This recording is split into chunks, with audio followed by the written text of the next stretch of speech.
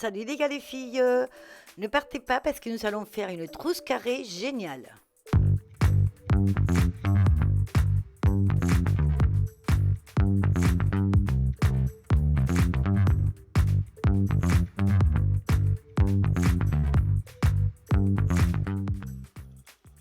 Vous vous rappelez du bourreau qu'on a fait la dernière fois? Eh bien là, nous allons faire, on va couper un rectangle des 30 par 44, exactement la même dimension du bourreau que j'avais fait la dernière fois.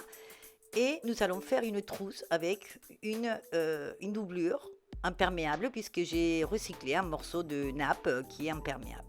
Donc nous allons prendre une fermeture éclair qui fait 35 cm et nous allons la mettre du côté où ça mesure 30.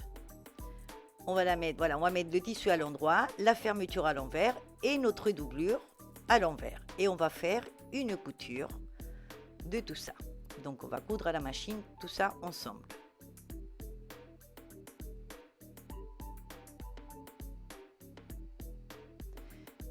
Une fois que nous avons fait la couture de ce côté de la fermeture éclair, voilà, il devrait nous rester quelque chose comme ça. Eh bien, on va prendre donc notre tissu, on va ouvrir pour que vous voyez bien, et après on va le plier endroit avec endroit, de cette façon, et on va mettre le bord sur l'autre bord de la fermeture éclair.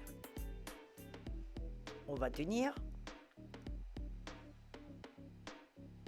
avec des petites pinces ou des épingles pour pas que ça bouge.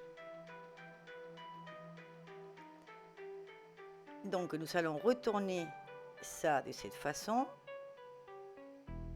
et nous allons prendre notre doublure, là c'est l'endroit de la doublure, et on va la plier aussi endroit avec endroit et on va la mettre au bord de la fermeture éclair et on va tenir, voilà, avec les pinces qu'on a fait tout à l'heure, qu'on a tenu tout à l'heure, on va tenir tout ça et on va faire une couture pour coudre l'autre partie de la fermeture éclair.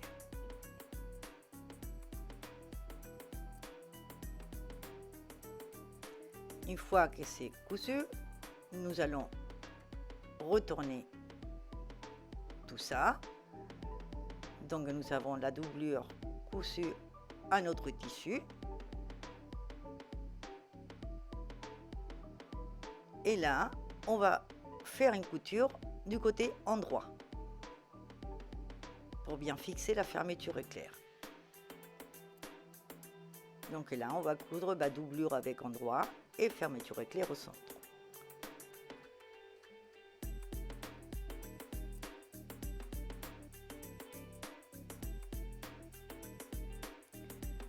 Une fois que nous avons fait tout ça, ça y est, la fermeture éclair, elle est bien tenue.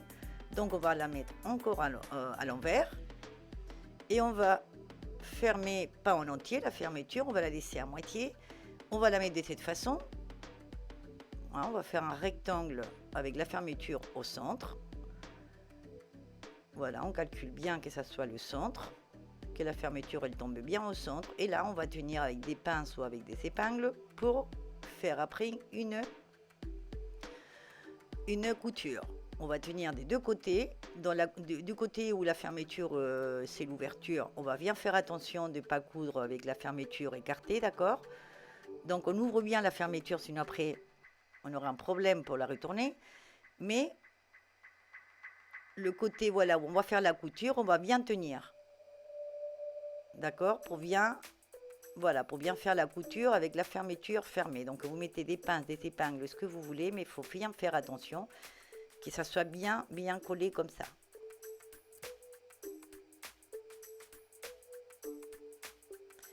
Et là, on va coudre. Mais avant de coudre, nous allons faire des petits rectangles, des petites bandes avec des rectangles. Voilà, je vous montre ici les dimensions des miens. On va prendre des rectangles des tissus, on va les plier de cette façon. Et on va faire des coutures à la machine. Voilà, je vais faire deux coutures dans les deux extrémités, dans les deux bords. Et je vais prendre un autre morceau plus grand. vous avez là les dimensions aussi. Et on va faire exactement la même chose. On va plier de cette façon.